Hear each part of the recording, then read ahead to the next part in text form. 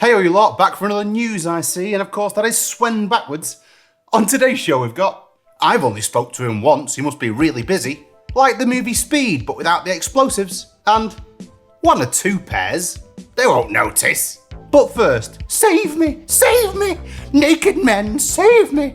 According to the San Francisco Standard, last week, two nudists took down a man attacking a tourist on the street. The naked dudes, Pete Sfera of San Jose and Lloyd Fishback of San Francisco, were letting it all hang out on the 2nd of July, when they spotted a crazy kind of pirate guy threatening a man with a blowtorch. A video from the scene shows an onlooker snag the blowtorch just before the attacker starts to punch the tourist. Petros Fonagokaiis, owner of the nearby Aegean Delights, said the attacker threatened to burn the tourist's face. But that's when Pete Severa hit the guy with a right hook, and then Fishback followed up the punch with an underhand smack to the face, after which the attacker walked away. A spokesperson for the San Francisco police said they've identified the suspect as 38-year-old Zero Tribal. He's suspected of assault with a deadly weapon and remains in county jail. A business owner nearby has said this bloke has a history of causing problems. Terry Aston Bennett said he's a known problem in the neighbourhood,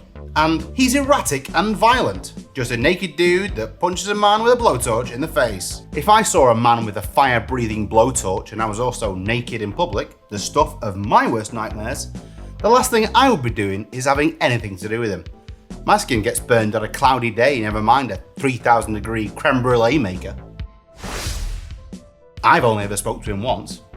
He must be really, really busy. According to Unilad, a man skipped work for 6 years and was only found out after he was set to win an award. Jacqueline Garcia's absence was overlooked due to a mix-up between two departments, each of them assuming the other was responsible for overseeing his duties. And he was only found out due to him receiving a long service award. Jacqueline had been employed by the local government for more than 20 years. But as time went on and things became more stressful, he just stopped showing up. But during the 6 years he never turned up to work, he still collected his annual salary of $41,500. And it was only when he was nominated for a 20-year service award to the company, they called him in for the ceremony and discovered he hadn't set foot in the office for 6 years. He has since, though, been ordered to pay back $30,000, the maximum he could be penalised for. To be fair, our local MP seems to be skipping work whilst getting paid. Has he sorted out NHS dentistry? No. Has he sorted out the town centre shops? No. Has he helped me bury that dead body? No. People just don't want to work anymore. Stewardess, may I get some snacks and possibly some nappies by the look of it? According to aviation24.be, on a Finnair flight from Helsinki to Paris on Friday morning, a woman unexpectedly gave birth. The woman, unaware of her pregnancy, went into labour about an hour before the plane was due to land. Despite the dramatic turn of events, the flight continued as scheduled, landing at Charles de Gaulle Airport, where a medical team was on standby to assist the mother and the newborn. A firefighter named Olli Pavola was also on the flight and assisted with the birth along with a flight attendant. Pavola, who also has experience as an ambulance driver, said the delivery was swift and occurred in the plane's toilet, and the baby boy and mother were reported to be in good health upon landing. Finnair, though, ensures its staff are trained to manage various in-flight emergencies and can always consult with healthcare professionals via satellite phone if necessary. The airline has said, though, that their policy is to allow pregnant women to fly up to the 36th week of pregnancy for flights over 2 hours. But obviously, if you don't know you're pregnant, you can't adhere to this rule. How do you not notice that you're pregnant? Surely a kicking alien doing bungee jumps onto your bladder, a pawn shop for coal and an appetite the size of Africa would give it away. I notice if I hadn't had a big poo for a couple of days, never mind a child growing in there. Cans are a hazardous item. According to News Channel 5, this summer's intense heat has been causing problems for airlines. And in some areas, it's been so hot, cans of soda have burst after being loaded onto some Southwest flights. The airline said they've received several reports of cans bursting and up to 20 employees getting hurt.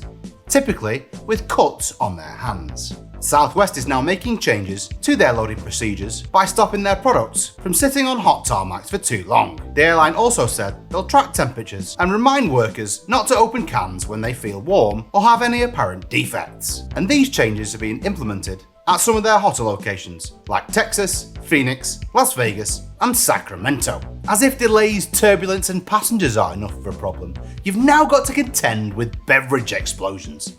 I'd be wanting danger pay to be a flight attendant, not just a fancy uniform and 16 pence off my next Ryanair flight. I never thought you'd change on me. Not like this anyway. According to The Independent, Pret A Manger is changing its controversial £360 a year subscription 4 years after it was launched. They've also announced some price changes, I bet it's not down, to some of its most popular items. The new service will mean 50% off up to 5 coffees a day for £10 a month. This is replacing the £30 per month charge for up to 5 coffees a day, all inclusive.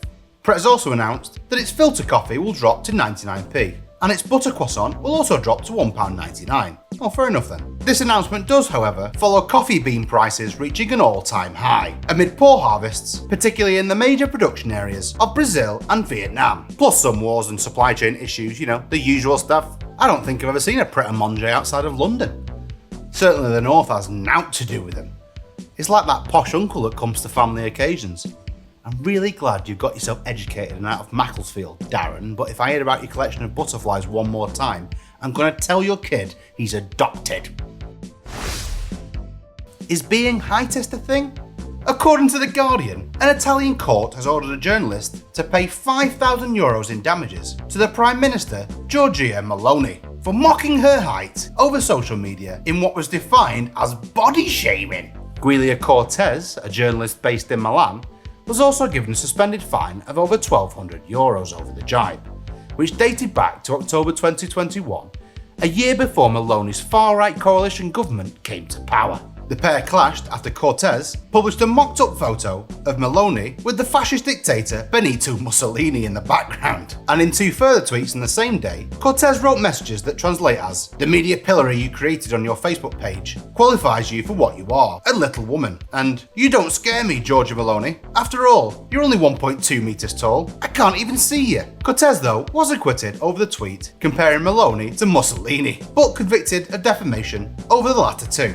Cortez said that being convicted over a joke phrase was scandalous and said, "There's a climate of prosecution.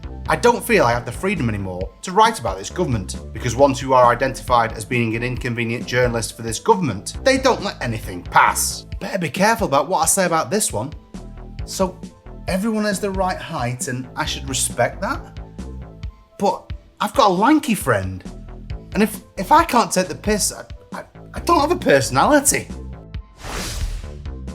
It's like the movie Speed, but without the explosives. According to NOS, about 25 Italian tourists who were on their way from Brussels to Amsterdam had a bit of a nightmare when it turned out that the cruise control of their tour bus got stuck. About half an hour into the journey, the bus driver noticed that his bus would not slow down anymore, no matter what the man had tried. The bus just continued on at 80 kilometers per hour. The brakes did work, but as soon as the driver released them, the bus picked up speed again until it reached 80 kilometers per hour. The panicked driver contacted the emergency centre, and Federal Highway Police were called to lead the bus with a police escort over the Antwerp Ring Road. And only about 50 kilometers after the emergency call, a towing company managed to force the bus to a stop. The tow truck drove right in front of the bus and braked hard, causing the bus to perform an automatic emergency stop. But no one was injured and all passengers were alright, so great. What about if you just take the key out? I'm not a mechanic, but surely that's the first thing you think of. Mine sometimes doesn't start with the key and I have to threaten it with a big scrapyard in the sky. You're being sued and it's all your fault. According to The Guardian, an employer has been told to pay more than £26,000 to a former worker for deliberately coughing in her face during the COVID pandemic. Kevin Davies mocked the employee of his car sales and property business in the days before lockdown, after she expressed her health fears to colleagues. The woman had asked her fellow workers at Corridor Cars to socially distance from her, as was recommended by officials, because she suffered from psoriatic arthritis and an autoimmune condition. And the employment judge, Tobias Vincent Ryan, said Davies coughed in her direction deliberately and loudly, commenting that she was being ridiculous. The judge also said that Davies set out to ridicule and intimidate his employee with his gross behaviour. The judge also found that other members of the firm's management team overheard the coughing incident, but he said when they were called to give evidence in the tribunal, they came across defensively and as not being wholly straightforward. After the coughing incident, the woman resigned from the business less than 3 months later, and the judge said she resigned at least in part because she was victimised. This was a major and significant factor in her decision. She felt that she was being eased out partly because of her complaints, and she was correct. The judge ordered that the woman received a payout of £26,438.84, with the company itself handing her £18,000 in damages, and Davies specifically paying £3,841.94 for unfair dismissal and £4,596.90 in interest. So an inconsiderate tosspot apparently gets his comeuppance. Now I'm just waiting on that lad in high school who told some of the older girls I had a small winkle. He needs some much needed karma. It's not small, it just needs a quick jump start, Johnny. 1 or 2 pairs, they won't notice.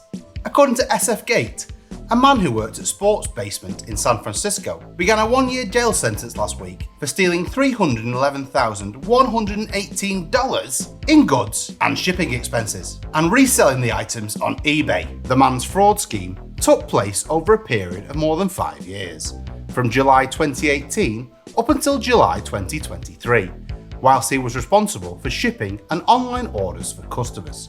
Kent Liu shipped at least 1,609 stolen Sports Basement items amounting to $244,858 in value to people both in California and out of state, whilst using $52,101 in Sports Basement funds for mailing and shipping expenses. Liu also had 310 stolen items at his house, amounting to $14,159. Court documents also show that though Liu said he was using the funds to pay off $200,000 worth of debt he accumulated from a 2017 personal business venture, he also saved and invested the profits.